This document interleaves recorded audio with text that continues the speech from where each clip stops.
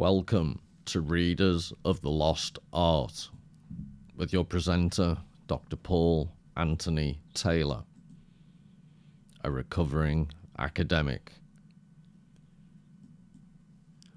And the title of today's talk is The Steamy Art of the Communist Manifesto. The subtitle, All That's Solid Melts into Air. And this talk's drawn largely upon T.J. Clarke's essay, Modernism, Postmodernism, and Steam. Hi everybody. Don't worry, I did say throughout this channel that I want to keep politics out as much as possible, so don't be afraid that I'm trying to groom you all into becoming radical leftists. But I do believe that in the Communist Manifesto, there's some language and there's some analysis. Whether you agree with Marx's conclusions or not is for you to decide. But there's some language and analysis that's absolutely brilliant, and it has direct relevance. T.J. Clarke classes himself as a Marxist, and his analysis of art often has a class basis. Irrespective of that, again, whether you're pro right-wing or left-wing, it shouldn't really matter in the sense that T.J. Clarke also just takes some fascinating perspectives on art in itself, and you don't have to agree with its accompanying social analysis.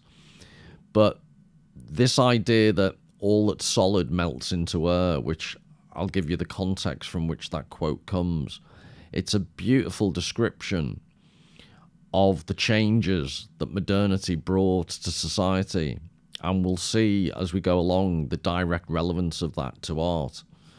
And I think there's this idea that steam, the way in which the Industrial Revolution was premised upon steam, is the starting point T.J. Clarke uses to then look at how modern art, postmodern art, deals with the issue of social change and how it tries to represent the situation we find ourselves in.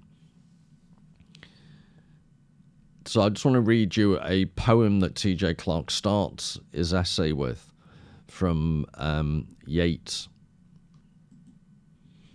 The Cold Heaven. Suddenly I saw the cold and rook-delighting heaven that seemed as though ice burned and was but the more ice, and thereupon imagination and heart were driven so wild that every casual thought of that and this vanished and left but memories that should be out of season with the hot blood of youth, of love crossed long ago. And I took all the blame out of all sense and reason until I cried and trembled and rocked to and fro, riddled with light. Ah, when the ghost begins to quicken, confusion of the deathbed over, is it sent out naked on the roads, as the books say, and stricken by the injustice of the skies for punishment?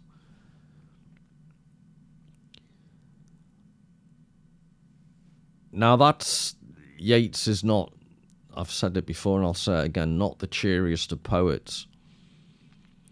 And he was a modernist, a classic modernist poet, and he's writing in 1916. And just to define our terms, if you roughly, and I think this is what T.J. Clarke, the time frame he also uses, but if you say roughly, modernism was from about 1850s up until 1950-ish. So there's 100 years where modernism, technology expanded rapidly, and there were modernist art forms. So Yeats is comfortably within even a provisional time scale. And the idea of a cold heaven, the idea towards the end of the poem, he takes the concept that ghosts actually exist quite seriously. And the point about modernity and modernism is the idea that traditional value systems are increasingly come under threat by rapid modernization, rapid industrialization, machinery everywhere. Machinery and technology becomes almost a new god. And then with postmodernism, that process is just speeded up, and we live in a largely what's been referred to as a disenchanted world, where religious belief in what are known as meta-narratives or overarching stories become increasingly under threat, or they just no longer exist. So we live in a time of flux, and in the absence of any belief in the afterlife, Yeats here is talking about it's the cold heaven. So it's it's not warm at all, but this idea that you go out basically upon death and haunt the world, out naked on the roads, as the books say, and stricken by the injustice of the skies for punishment. The confusion of the deathbed over. So what happens after death? Are we just sent out to roam endlessly? And this idea of the cold heaven, it relates to what we'll shortly look at. If you think of notions of the Matrix, notions of cyberspace, notions of artificial intelligence, increasingly the way technology's gone, it's almost as if there are life forms out there in the cloud, as it's called. So some of the social tendencies Yeats was talking about arguably have come even more into fruition, and this has been reflected in various art forms, as I'll show you now.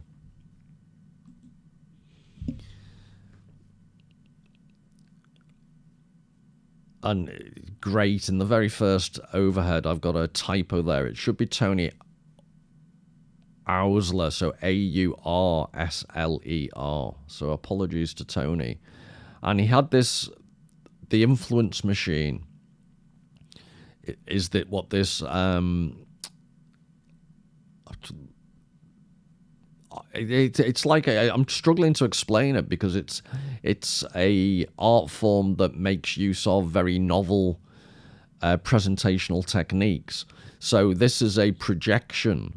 I suppose the closest you'd call it is an installation, but it's an outdoor installation, and it's initially, this was in New York in 2000, but I think it went to my alma mater, Edinburgh, at one point, maybe in the late, around about 2008 or something.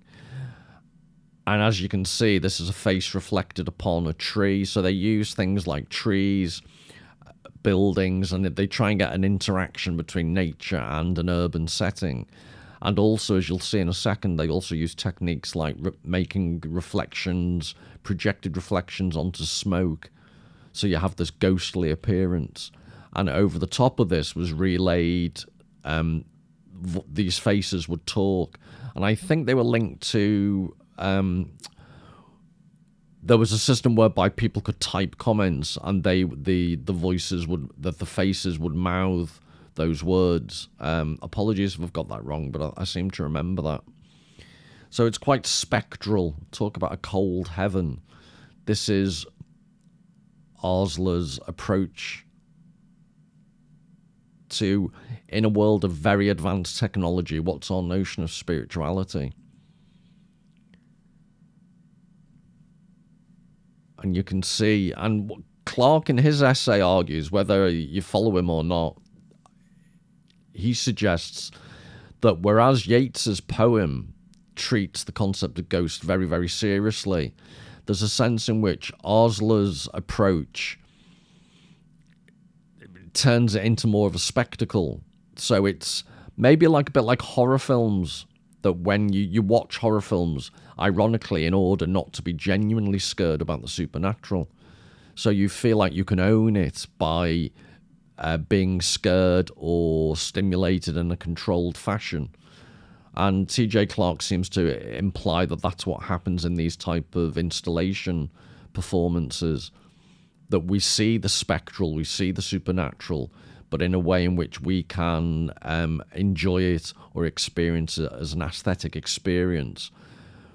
And that raises an interesting question about the difference between art forms. So if that's true, if you agree with Clarke, then it implies that Yeats's poem, in a certain sense, actually is more frightening or deals with the issue of ghosts in a more direct fashion, which goes, I think, to the paradox of poetry, that it's superficially one of the simplest art forms.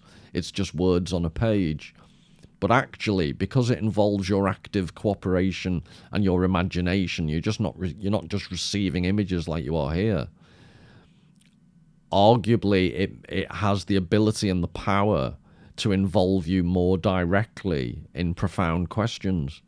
You feel them more deeply because you're having to contribute more of your own contribution to the experience.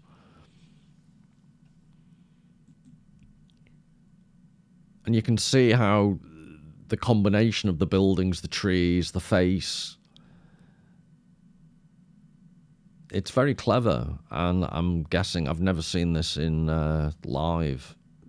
You go on YouTube and you can at least see performances shown, filmed. But, you know, as with all these things, I'm sure it's much more effective actually experienced in real life, so to speak.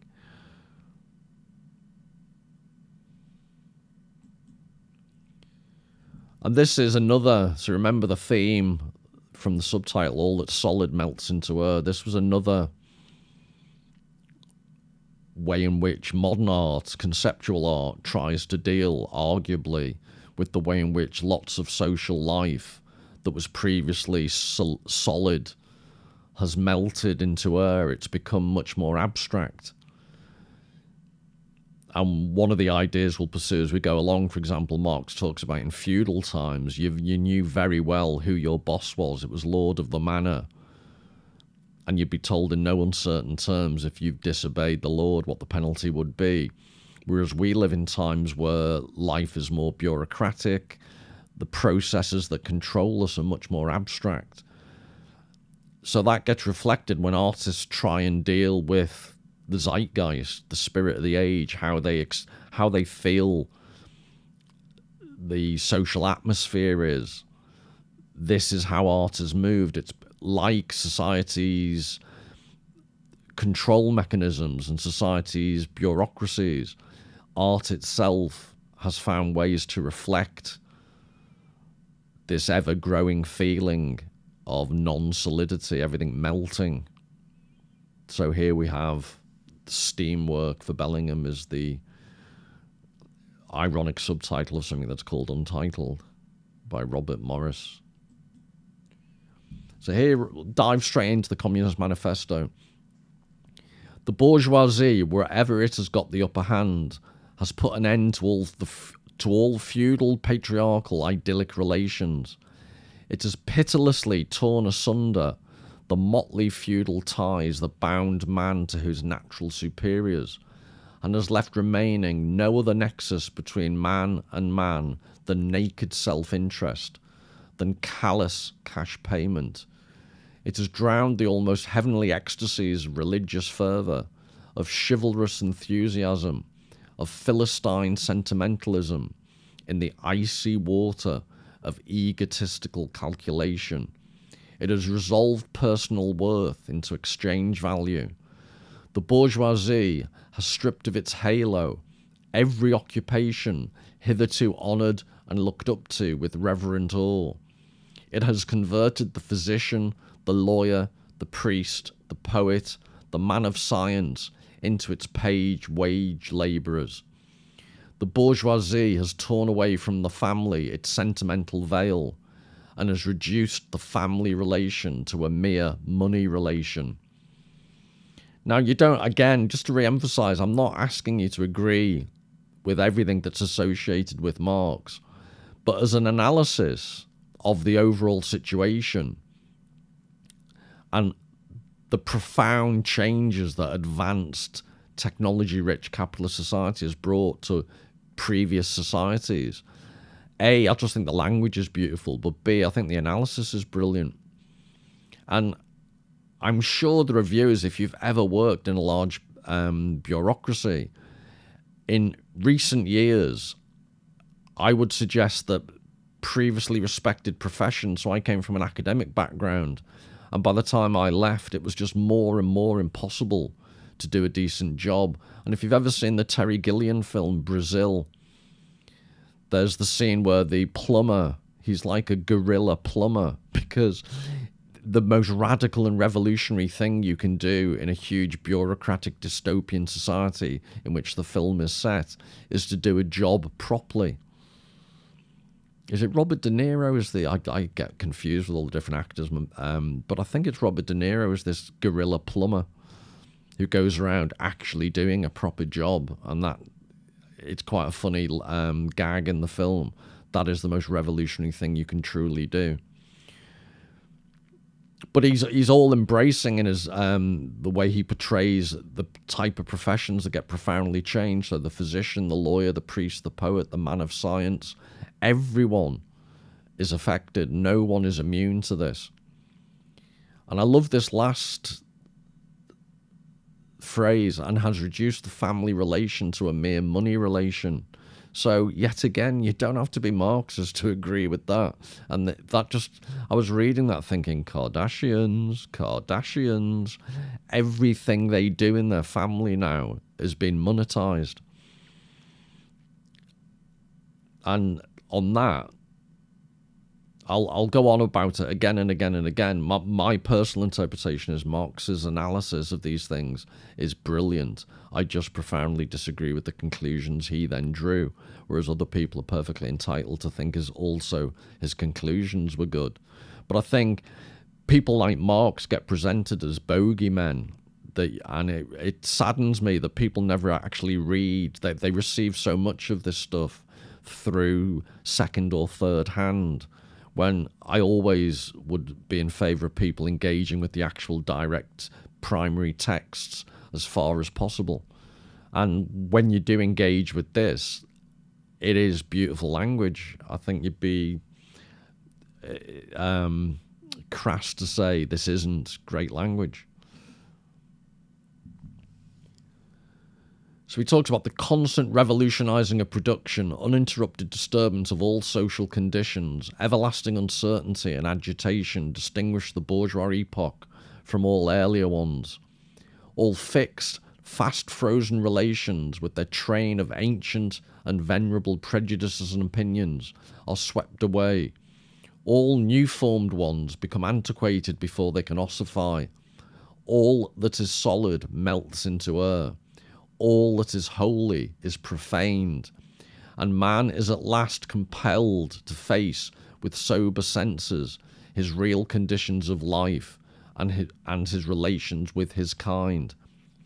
So I'm suggesting the last phrase there refers to the main theme of this talk, the idea this is what art, when it says man is at last compelled to face with sober senses, I think that's what art is trying to do in the examples I'm going to give you and the examples that T.J. Clark picks out.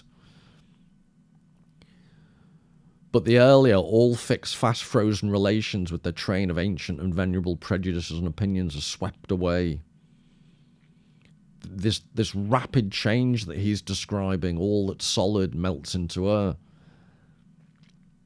And I know it just sounds so counterintuitive and paradoxical, but there's, and I'll probably offend all sides of the political spectrum, but it just strikes me that there's actually common ground here. If you tend to be conservative and want to preserve aspects of society, there is a slight paradox that people who claim to be conservative but also believe in free markets and neoliberal economics, they're opening up traditional forms of life to rapid change that Marx is describing here. And in that sense, there is an unholy alliance between the left and the right when radical change stops folk wisdom or folk practices, long traditional forms of life that are suddenly wiped out.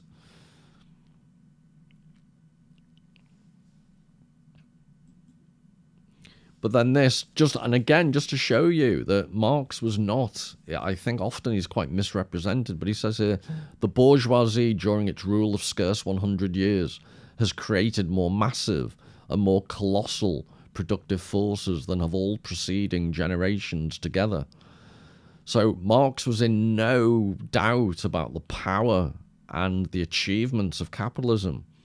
He was incredibly realistic about that. He just profoundly analysed or saw profound faults with how the benefits of those massive and more colossal productive forces, how they were distributed. And then other people would say, well, the more you try and interfere in that process, you might have the best of intentions, but it causes more harm. But that's all by the by. That's the nature of political disputes between left and right. I'm just pointing out here the extent to which he found the bourgeoisie to be an incredibly powerful force. And this is all, by the way, you might be asking yourself, well, why all this political analysis and economic analysis? It goes back to this idea that man is at last compelled to face with sober senses his real conditions of life.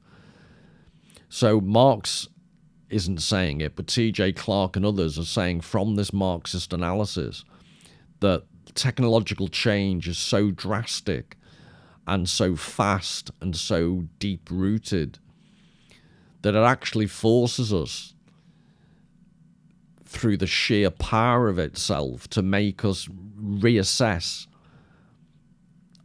how we exist in the world and how we relate to other people. And that, again, whether left or right, that is a major element of what art is all about.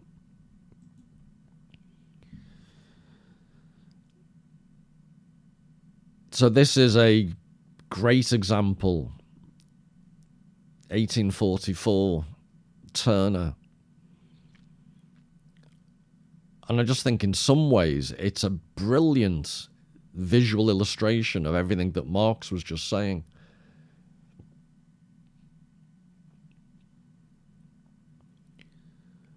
So in the it doesn't count as modern abstract art, but I just think Turner was so far ahead of his time, because it's almost like the portrayal of the eye of the storm of rapid technological change out of this. Like, this is very similar to some of the seascapes he did with ships in the middle, or the middle of a storm at sea, and out of it is coming this train that represents speed, and it's powered by, so it's called rain, steam, and speed. Steam is the central concept, and the way in which the clouds and the way he's presented the viaduct and the atmosphere below the viaduct, it all just looks like one big steam cloud. So remember the Marx quote, all that's solid melts into air. I just think this is a brilliant visual representation of that. So maybe for any Marx-averse people, I should have put this first and then discuss the Marx quote. But I'm just making the point that if Turner can illustrate Marx, I think Marx's words can also help add another dimension to what Turner was doing.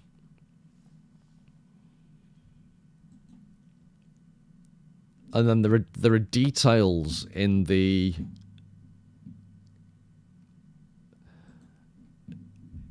painting. So here, that is a, with my Liverpool accent, I struggle to say her. A rabbit with large ears, but that's a hare running away from the train. Which is, and it's so difficult to actually make out in the original painting. So it's almost like hidden, but it's a major representation of a tiny object that beautifully encapsulates the powerlessness of organic life in the face of this almost tsunami of power, technological power. So we can go to back to the previous. So you can just see what a tiny element of the overall painting that is. That very small detail. That is the power of technological change, and that little her was futilely trying to outrun it. So there you go again. Run, rabbit, run, rabbit. I should have just said it was a rabbit and saved myself the diphthongal confusion. Or I like I say, my accent means I think the technical linguistic term is I'm diphthongally challenged. And this is another brilliant portrayal, because on the one hand, it seems like quite a majestic, this is the Fighting Temeraire. It was a battleship that took part in the Battle of Trafalgar. But this has been, and unless you knew the context, it may not strike you as particularly poignant or sad, but this is the Temeraire being taken basically to the knacker's yard. And I forgive me, because my memory, I always say this, my memory's so bad. But I think it was slightly unrealistic, because I think that the masts wouldn't have been up as it was towed by this steam tug.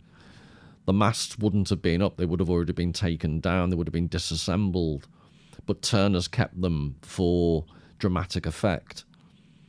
And the way in which the light coming from the setting sun, it's like, I was going to say, it's the end of an era. I'm pretty sure that must be dusk, but if it was dawn, you'd just look at it as the dawn of a new age. So it's either the end of an old age or the dawn of a new age. But the point is, the old technology, sail, wind-powered fighting technology, has been replaced by this belching black steam-powered tug, which is much smaller but much more powerful at the same time.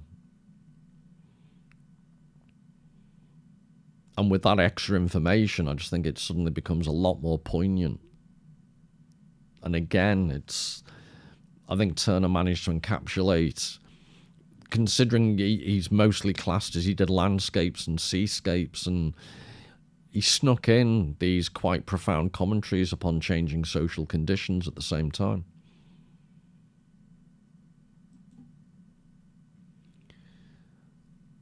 So this is Giorgio de Chirico. Shadows cast their geometric enigma across the piazzas. Above the walls rise nonsensical towers, topped with small colourful flags. Everywhere infinity, everywhere mystery. The depth of the celestial vault makes one feel dizzy to look at it. One shudders. One feels pulled into the abyss. And then he went on to also say, these are from his notes, both quotes. And these little quotes are from various parts of his notes. And the locomotive that whistles beneath the frozen starry vault of the sky. The whistles of trains there beyond the wall, beneath the tremendous mystery of the stars. A train whistles a wall. The red wall hides all that which the infinite has of the mortal. If I can just sneak my Fizzog in again.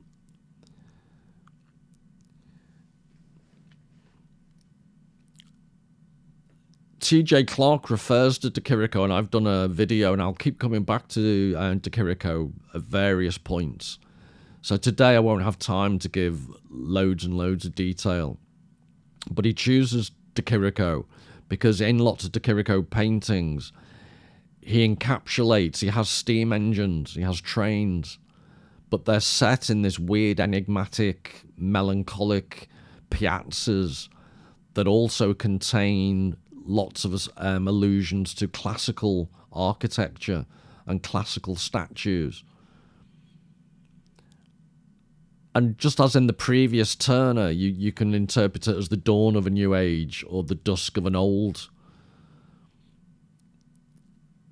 There's an ambiguity in de Chirico because he's not overtly. There's a melancholia in some of his paintings, and they're often entitled that. It's in the title, the word. But it's unclear, and I think Clark mentions it in his essay when he talks about, are these desert-like scapes that de Chirico shows, are they just there to portray the infinite, or are they showing the infinite power of technology that's leaving behind classical times or is beyond classical times? Or is it an agglomeration of things? It's almost like all these things thrown together in the desert of the future. It's very ambiguous. But what you can see from the quotes, at a personal level, what I could add is Giorgio de Chirico's father was a railway engineer. So he had this childlike memory, and part of de Chirico's technique is to draw like a child, or to present a child's view of the world, because in some senses that's more accurate than an adult's, because we learn to filter out so much important information. So the childlike quality of some of his drawing puts people off. I think it was one of the comments I got that one of the people quite liked the video but did struggle with de Chirico's, I think the phrase the commentator used was lack of technical, not ability, but lack of technical detail. Whereas, as we'll see in a minute, Picasso and others would argue that learning to draw or paint as a child, actually, it's a bit like Plato had this notion that our souls have perfect knowledge, and when we're born, we've forgotten it all. And life is about remembering what our original souls always knew. And to that extent, children, they do know something about the truth of the world because they're so naive, because they're so open to everything. Their imaginations are much stronger, their sensations are much stronger than jaded old adults. But de Chirico, to take this back to the beginning and the notion of the cold heaven in Yeats's poem, you've got de Chirico talking about shadows cast their geometric enigma across the piazzas. And he uses, I'll show you in a second, paintings of towers. And he's admitting they're nonsensical, but they represent for him creativity and human endeavour and infinity, this reaching to the sky. The depth of the celestial vault makes one feel dizzy to look at it. So there's this ambiguity. It's human creativity, it's human endeavour, but there's also connotations of infinity. Where will this technology take us? And in the Owsley and the Yeats poem, that they're dealing with the ghost-like, supernatural almost quality of technology and where it leads us.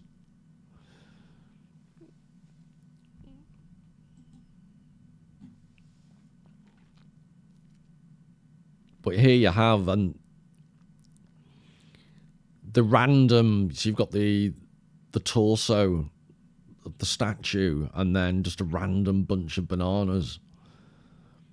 But in the background, if you can see, there's a train with steam flowing behind it. And there's ships. A couple, I think.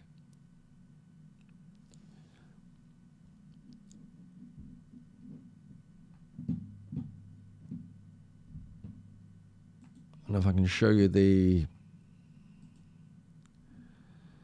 red wall that was mentioned.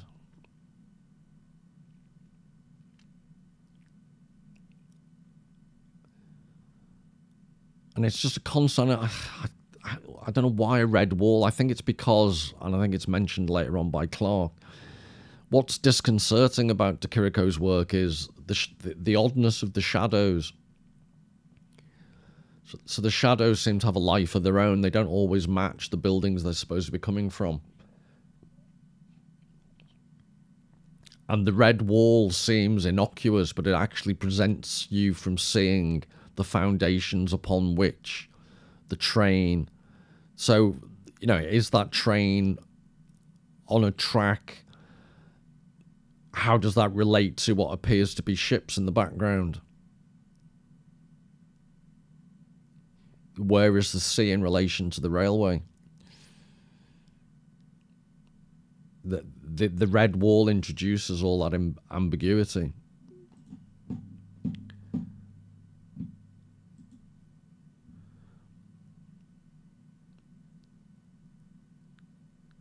So do you see where the shadow underneath the torso of the statue and the bananas, it doesn't seem to match anything. The shadow of the arcade on the right, I'll say more about the arcades in a second, but that shadow from the building doesn't seem to match. And you're looking at the statue head on, and there's an oblique angle of the arcade on the right going off, heading towards the left.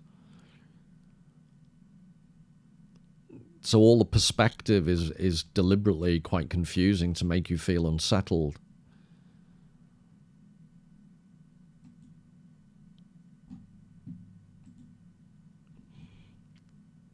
And I think this from is it called the Hofgarten in Munich? But these, De Chirico spent a lot of time in Munich.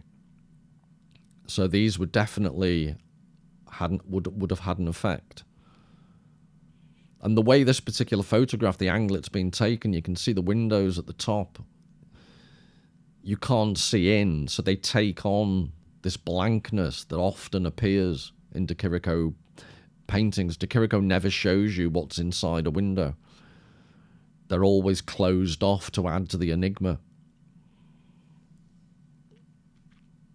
But he was obsessed with arcades, and I think you can see from this, it's the geometrical, he's trying to portray enigma and infinity. And even though, obviously, it's a finite arcade, the way the arches go off into the distance and the way the windows above them go off into the distance, it's a replication, at least, or it's an allusion to symmetrical infinity. And you can see how he incorporated it.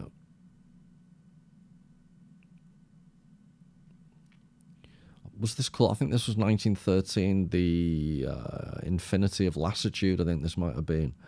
Apologies, I didn't want to put the details on because I wanted you to enjoy the painting more. But again, you see the tower in the background, the shadows, the tiny people. And what I was saying on the right, it looks like quite a substantial arcade. On the left, it's incredibly narrowed because you can see, excuse me, you can see space and earth behind on the left, but it's not, the horizon looks completely different to the background in the center. And yet again, the train, yet again, the red wall. And the statue of Ariadne in the foreground. And again, if you know anything about Greek mythology, Ariadne was let down by Theseus. She helped him kill the Minotaur, who was her half-brother. And then I think they ended up on the island, was it Naxos, where he abandoned her. And depending upon the myth, he abandoned her because the god Dionysus came to him in a dream and told him to. And Dionysus then basically took Ariadne as his bride. And Dionysus is the god of creativity and the opposite of reason. It's Dionysus was linked with, or was the equivalent of Bacchus, the god of wine and frenzy, but also associated with human creativity. You know, not letting yourself go, basically, as well. So that has connotations with the labyrinth and the Minotaur, and all these things are present in the painting.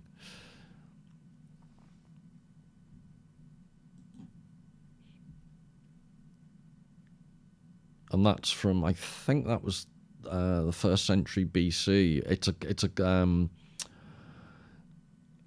I think that whenever you see them, when they're in this good a condition, they've been, I think in the Renaissance, this was heavily repaired. Because it's seldom if ever get something in that good a condition from the original time, obviously. But I think it's an accurate representation of what the original statue would have been.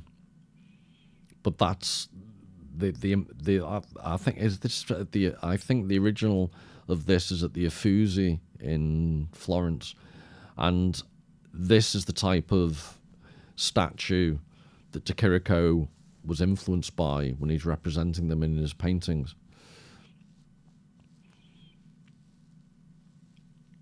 And I think in the previous quote I gave you, it's the idea that the towers are nonsensical, was the phrase used by De Chirico in his writing, his notes, his journals. And again, you see this bloody red wall.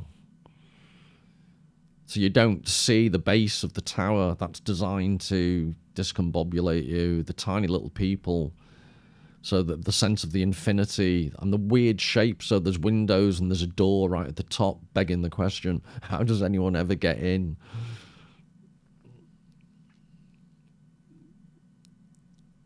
So again, it's the oddness, the nonsensicality of the design, the inability to see the foundations. All of this was described in his notes. And this is a similar, except I think there is a doorway much further down on this one at the very bottom. And this is done slightly differently because it's on the brow of a hill.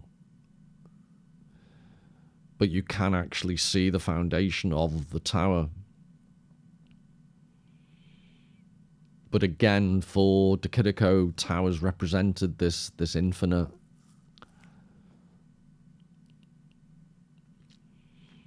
But the reason for showing all of this, because I've looked at De Chirico before, but in the context of T.J. Clarke and Marx talking about the power of technology, at this time, before De Chirico, so you're talking about the I think it was around about the 1860s and onwards, there were various expositions in Paris and London that was showing the power, that they would just exhibit a new machinery. So technology was taking on, and this idea of steam power, the technology was taking on previously unprecedented levels of power. And arguably, De Chirico's type of paintings are representing that they then began to, humankind's relationship to the infinite changed because the world was becoming much less religious. Notions of theocratic notions of a god as the embodiment of the infinite, increasingly technology was taking the place of that. And arguably, what De Chirico's showing is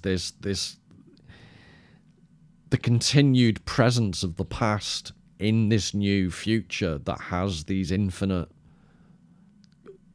seeming qualities. So that may be what's so unsettling about De Chirico paintings. They're drenched in allusions to the past, but with the things like the train and the steam power and towers like this, that there's this concomitant sense of the infinite.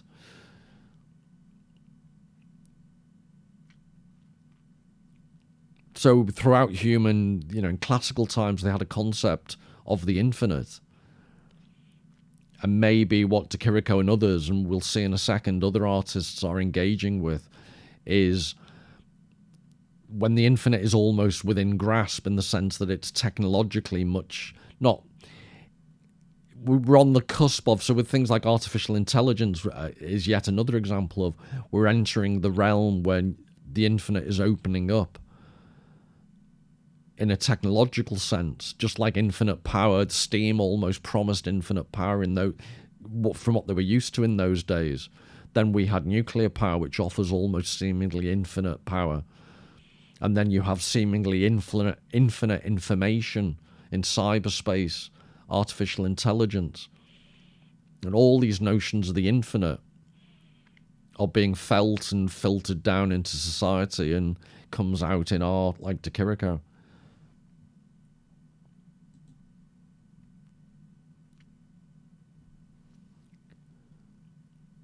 And then Clark talks about this painting because it's based at, it's called Le Chemin de Fer, the railway.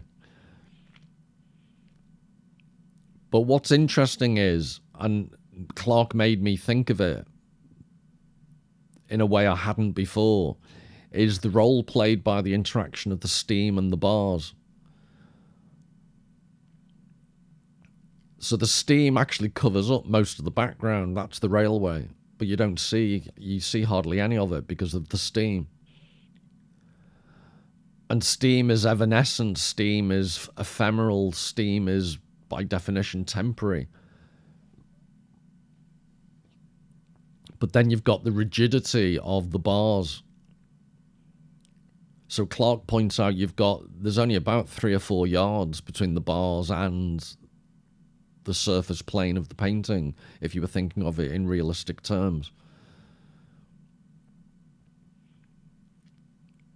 So they're not trapped, but that the presence of the governess and the girl are very tightly packed into, flattened somewhat.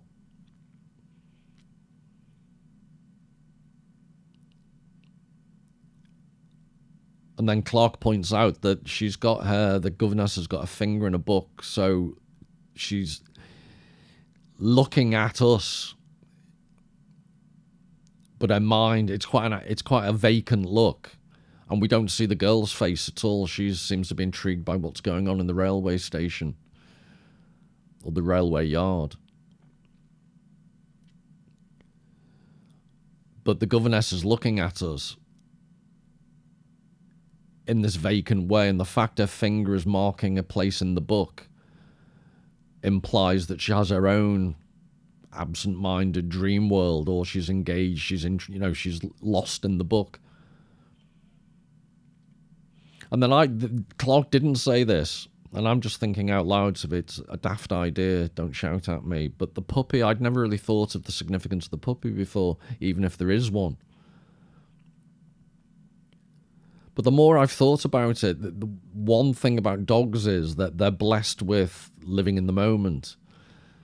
They don't, as far as we know, have great ability to predict or engage with concepts of the future. And it looks like, I'm assuming it's a puppy, it looks like a puppy rather than an actual older dog, which would, it's even more immature and young. But the idea that dogs don't know what's ahead of them is a blessing and a curse. And insofar as this is relatively early on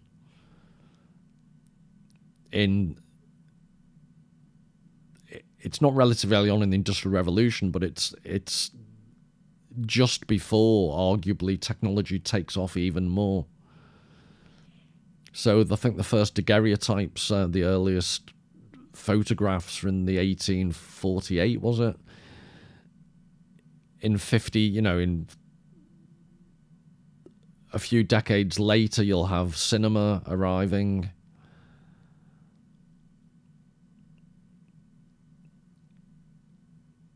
Cars are about to take off. So in the sense that the people in this painting, like the dog, do not know what's about to hit society.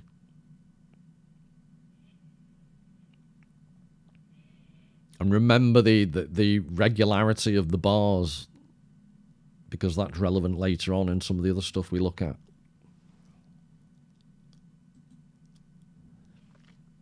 And this is just me, that T.J. Clark wasn't mad enough to give you this example, but I just remember it made me think of the bars in that Manet painting. Because Francis Bacon, for whatever reason, was obsessed with this Velázquez from the 1600s. He's painting a relatively bland Velázquez painting that Bacon turns into. But it's just it's common in a lot of Bacon paintings. He uses these bars around the figure he's presenting. So I'm suggesting in the Manet painting that Clark points out, there are these bars. There's also in this, I think artists represent, in technological society, there's a uniformity, there's a regularity, there's a control over previous, more organic life, ways of living. There's a regularity. the railway tracks themselves, everything's standardized in order for technology to work. And I think some of the standardization, homogeneity, whatever you want to call it, comes through in subtle ways in various types of painting.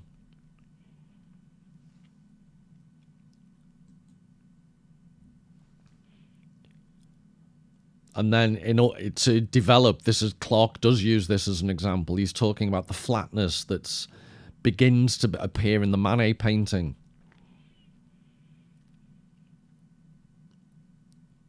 But this is obviously a much more direct allusion to flatness. And just to, if it's not clear why, what's the relevance of this guy in Clark's and my mind to do with Marx and the early quotes I gave you? But the point is that this is the way in which humankind, remember in the Marx quote, he talks about mankind having to pay more attention to his, I'm paraphrasing, his situation and his relations to other people. This is the artists showing it's not totally negative necessarily. You could argue that there's almost like a power to these mannequin-like objects. But it's a definite flattening out of their humanity.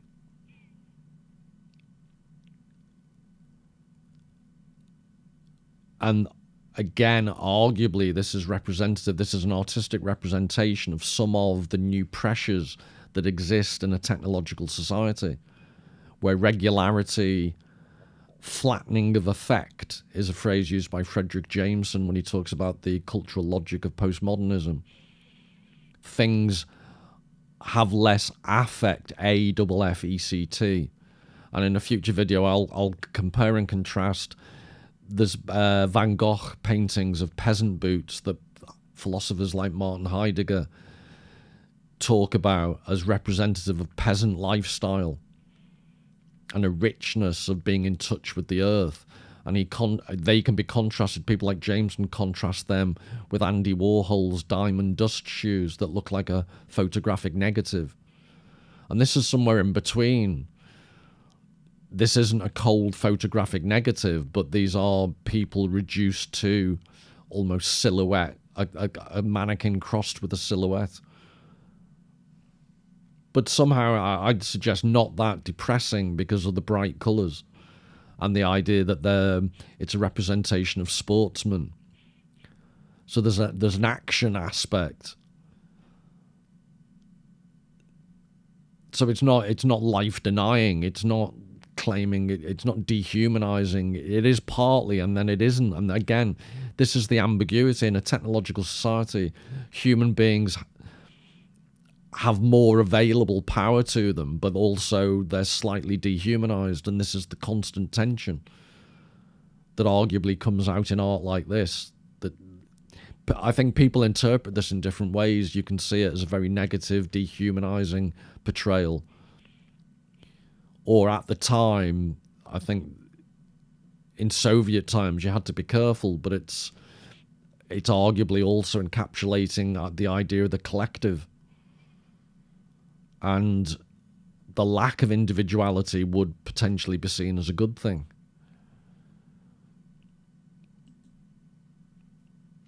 And again, Clark doesn't show this. This is my contribution, but showing how De Chirico was ahead of his time, because this is, again, from classical culture, he's adopted and turned it into mannequin-like people. So it's just interesting that in the zeitgeist that De Chirico's painting in before Malevich, they're picking up on very similar themes.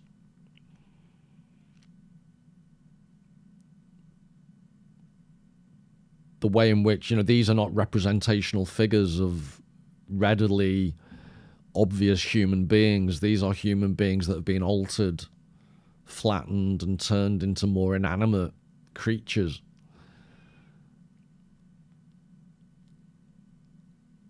And that, I'm suggesting, is part of the atmosphere of the time. And remember, this is just before also the First World War. So Malevich is painting in the middle of the Soviet Union times, and de Chirico's painting just before the First World War kicked off. So in different ways, there's resonances and poignancy because of the different historical context.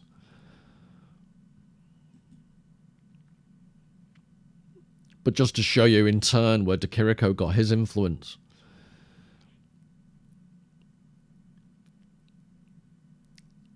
he's again representing classical culture in a new context, but constantly throughout de Chirico's work, he's joining up classical influence with modern conditions. So he's, in a way, it's a reaction to Marx's idea that all that's solid melts into air. All that's solid, in other words, classical tradition, is affected. But at least in his art, de Chirico is still trying to maintain it. He's still trying to find a place for it. It's not turned into the steam or the cold heaven or the influence machine. I'd forgot to mention earlier on the notion of the influence machine. That was the name given, so it's a machine. But also the idea of influence. I think he used that phrase before the concept of, online influencers became a common term. So it's interesting that Owsley picked up on that.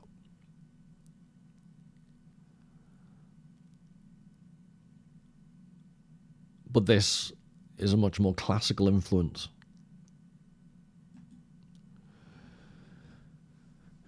So we'll get to the end now, but the idea, then this is complicated, so please bear with me. Form in modernism seemingly existed at the intersection of pure repetition and pure difference. Form and monotony went together, or form and undifferentiation, form and infantilism, form and undisciplined scrawling. Form had somehow to be a figure of the two great principles that gave modernity its character. On the one hand, the reality of the machine, regularity and uniformity. On the other, that of a profound social randomness and evacuation. You could say of the purest products of modernism that in them an excess of order interacts with an excess of contingency, in other words, randomness. And this formal principle is thought to speak to something deep in the lived texture of modernity as a whole. The marriage of reason and squalor, as Frank Stella's title has it. So this is all about, I'll show you an actual example of this tension, according to T.J. Clark. In modernism, it's bringing to the fore this idea of what is form, what is the rigorous form and monotony went together, or this idea that back to the Manet painting of the chemin de fer, the railway, there's the evanescent, natural or semi-natural, because it's made of natural substances, but the steam in the background, and then the rigidity and the repetition of the bars. So the repetition of the form is being introduced by Manet, and T.J. Clark saying this repetition, the monotony of the regularity of what arguably is contained within industrial society, increasingly appears in modernist art. And Manet was alluding to it early on. But this is the painting just cited.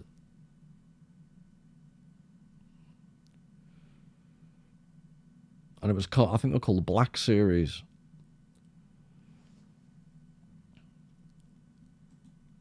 Sorry, I go to...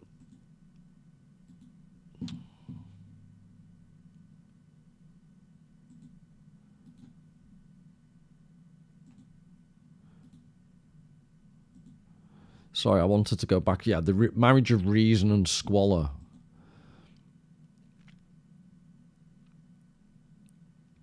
And you see the regularity, and I know it's just a very loose association, but with the bars of the Manet painting.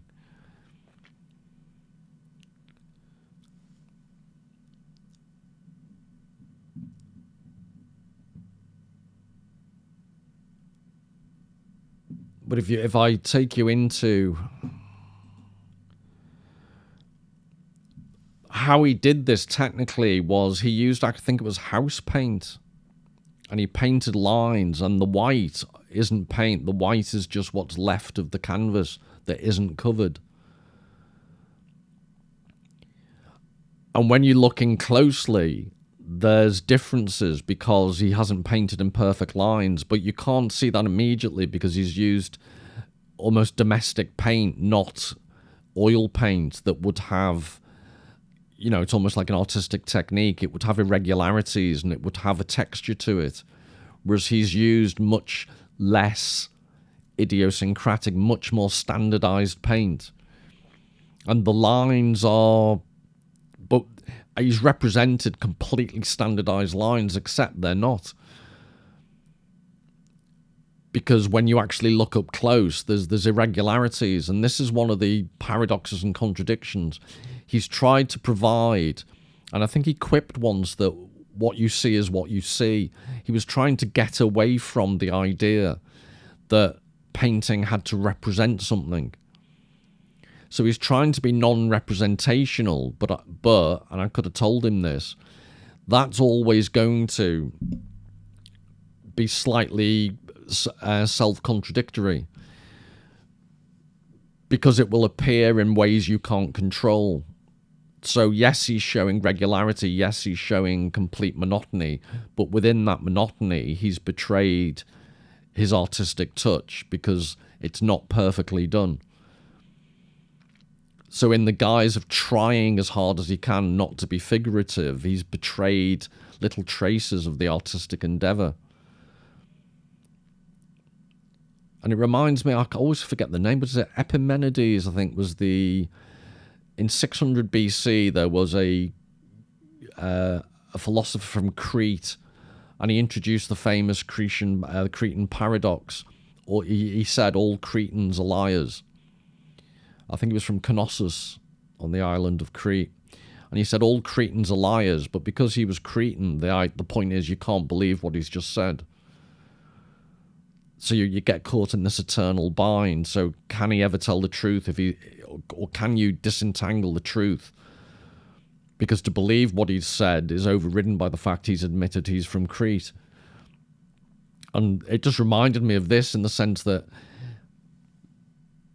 can you believe an artist who is trying to represent something that is designed to be non-representational? The clue's in the fact he's an artist. He can't represent the non-representational because he's undermining his whole purpose.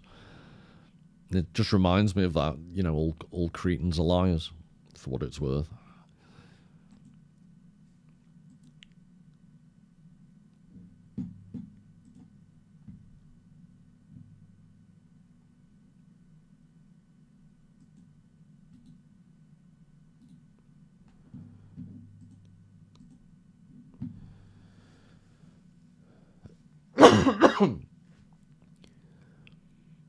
And this is Picasso, so I'll just wrap up now, but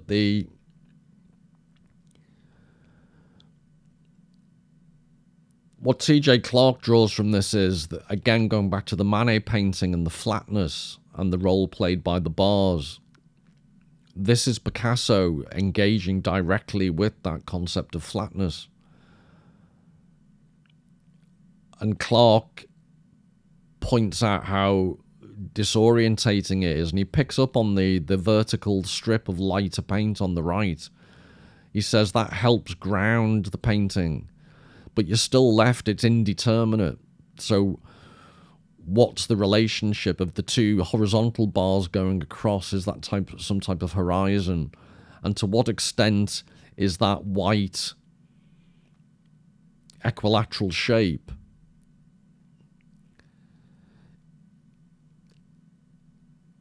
is that, you can imagine if that was is it a window that you're seeing the shape through? Is it sunlight on a wall?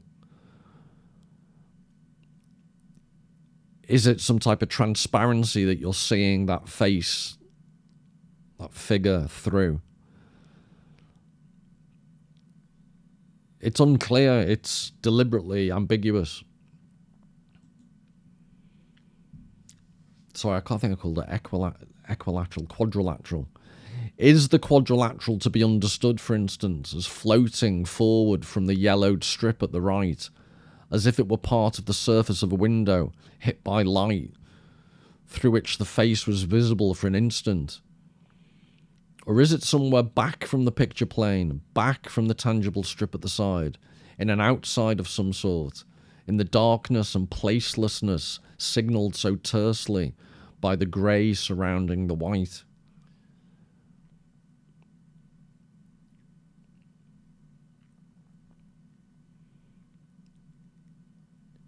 And this is arguably what more abstract art grapples with.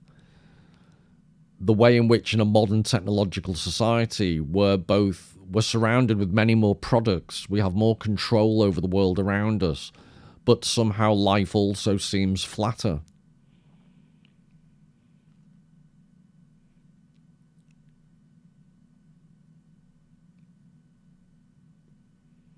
And if that sounds a bit daft, just think of, it makes me think of the extent to which, and this is 1927, but you know, almost 100 years later, the extent to which we're looking at faces on screens all the time.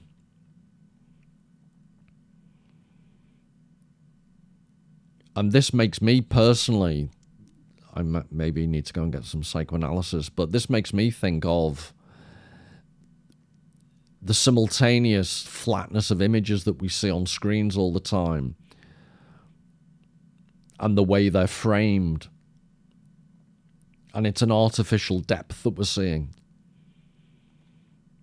And I just think Picasso's playing with these ideas of a sense of potential depth. So is that a window? Is there depth behind that white opening? Or is that white opening actually the light on the back? It's really unclear.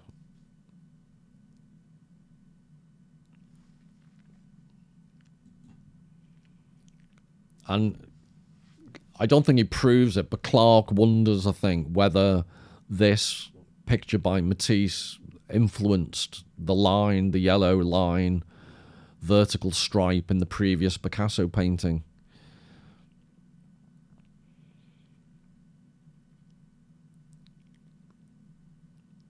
And I've said in the past, and I will do it, I'm going to do a whole video just on the use of shadows. But this, for such an uninteresting, superficially uninteresting painting, it's brilliant in the sense of, I can't remember thinking of a shadow. It's just really, I've mentioned shadows in De Chirico. They give me the goosebumps, and I just think they're weird. But this is a brilliant way of using the frame, the way it's framed by the painter, to make you simultaneously see that there's a deep, dark inside, but also recognize that you can't go in, you can't enter it. It's just there, enigmatically.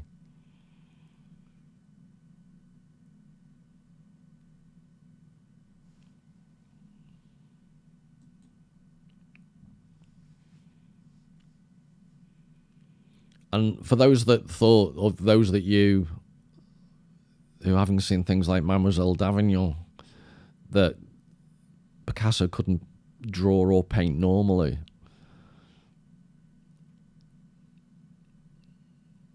I just think it's interesting that he did. This is a much more conventional version of the previous Picasso painting you saw, the figure. But you see how the face is similarly contained within the white of the frame. He's used the frame in what T.J. Clark describes in quite an interesting way. So he says this drawing, he comments upon its reflection on how much of the curvature and solidity could be reintroduced inside the confining rectangle. So he's referring to the previous painting and saying how this contrasts with it. Its reflection on how much of the curvature and solidity could be reintroduced inside the confining rectangle, a frame that is ultimately confining as well as protective, a Procrustean cutoff as much as a possible ideal contour. So he's suggesting that Picasso has done something, quite interesting with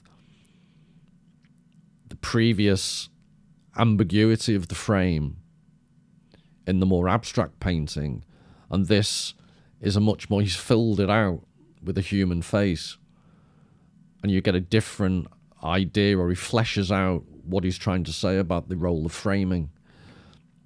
And this idea, Procrustes, was in Greek mythology, he was a bandit. Was it Attica, I think he was based, and what he'd do was he'd kidnap people off the road, and he had a special bed, and nobody ever fitted it perfectly. So if you were too short, he'd stretch you out and torture you and kill you that way to make you fit the bed. And if you were too tall and your legs, lopped over the edge, he'd cut your legs off. So this idea of something being Procrustean, it's being forced to fit. And again, that's an underlying theme in modernity and a lot of the images we've been seeing. To what extent are people being forced in a Procrustean fashion to fit in a modern world? Go right back to the early Marx quotes about previous modes of human organization being radically altered and changed, and all that's solid melts into air. It could be argued that one aspect of modernity, and even more so with postmodern technologies, is that we are subject to a Procrustean process. Our humanity is cut down to size to fit the technological systems.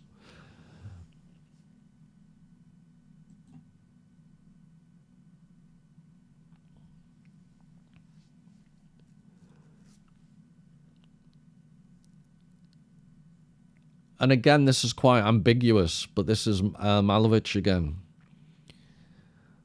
The peasant in the fields. And there's another lovely quote from Karl Marx. He talks about, teach the petrified forms how to dance by singing them their own song. And I'd argue this goes straight to the ambiguity of, in Soviet times, this could be interpreted as the power and strength of the peasant in the Soviet collective, the collective farms. But you could also interpret it as the anonymization, the reduction of people into these geometric shapes. The person here appears almost made of the same geometric shapes as the shapes used to represent the fields behind what looks like him. So this is I'd just say it's ambiguous, because you could see it as a positive representation. You could also see it equally as a negative representation. But all the qualities that I've been talking about, the flatness, the way in which the human is made to fit with the background or is made up of similar component parts, the Procrustean element. And this quote, teach the petrified forms how to dance by singing them their own song.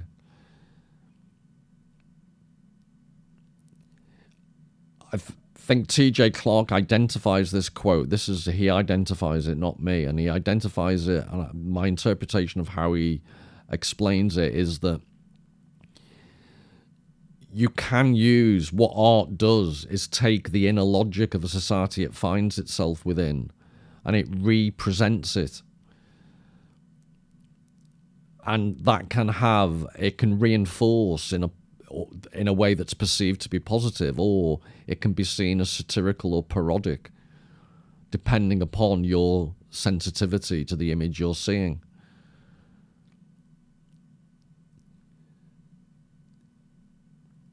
So Marx's quote is almost a way of thinking about the concept of satire. It doesn't always work,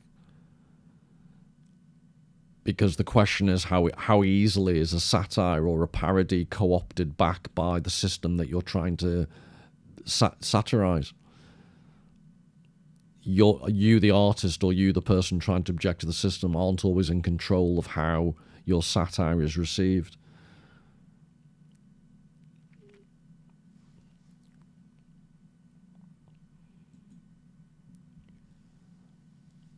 And I'll just finish with this, the idea of the cafe concert, which I think sums up Manet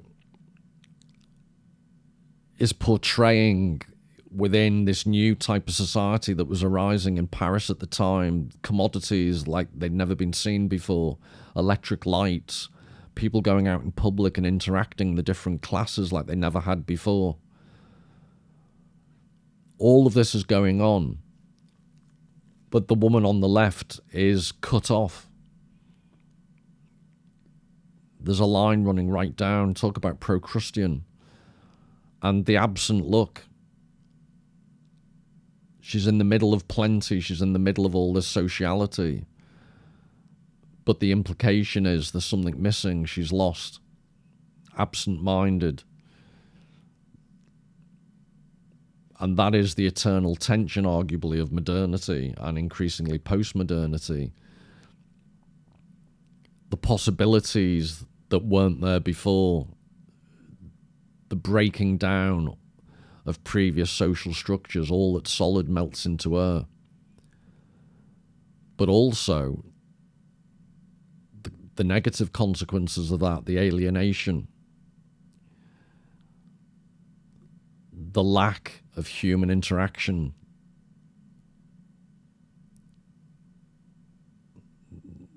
the urban anomie. So I've used paintings from Edward Hopper before quite a lot. And this just strikes me as, it goes right back to what T.J. Clarke's article is about all the way through.